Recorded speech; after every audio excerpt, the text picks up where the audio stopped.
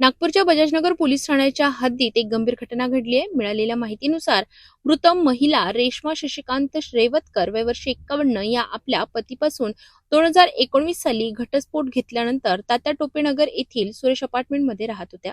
त्या त्यांच्या मित्र शशांक ज्ञानेश्वर गजबिये याच्यासोबत राहत होत्या। मात्र आरोपी शशांक गजबिये हा महिलेच्या चारित्र्यावर संशय घेऊन तिला सतत मानसिक आणि शारीरिक त्रास देत होता।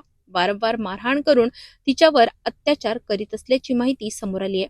9 एप्रिल रोजी आरोपीने महिलेवर मारहाण केल्याचे समोर आले। या सततच्या त्रासाला कंटाळून महिलेने 10 एप्रिल रोजी रात्री आपल्या राहत्या इमारतीच्या दुसऱ्या माळ्यावरून उडी घेत आत्महत्या केली। या घटनेनंतर बजाजनगर पोलिसांनी अकस्मात मृत्यूची नोंद घेतली होती। मात्र पुढील चौकशीत आणि फिर्यादीच्या तक्रारीनंतर आरोपी शशांक गजबिये याच्या विरोधात आत्महत्येस प्रवृत्त केल्याप्रकरणी कलम 108 भारतीय न्याय संहितेअंतर्गत गुन्हा दाखल करण्यात आलाय।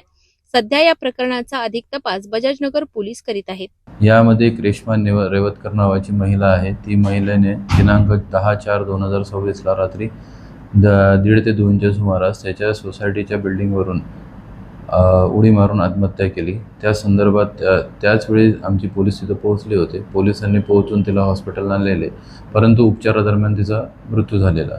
मग त्यानंतर आम्ही त्या प्रकरणात मर्ग दाखल केला। मर्ग दाखल केल्यानंतर चौकशी अंती याच्यामध्ये काल दिनांक 17/4/2026 ला अपक्रमांक 177/26 कलम 108 प्रमाणे ती जिच्यासोबत राहत होती तिचा नवरा शशांक गजबिये, जे तो शशांक सांगत आहे की मी 2-3 महिन्यापूर्वी तिच्यासोबत लग्न केलेलं आहे आणि परंतु लग्नाचा त्याच्याकडे असा कोणताही पुरावा आम्हाला त्याने दिला नाही, परंतु तो त्याच्यासोबत मागील 2 वर्षासोबत राहत होता।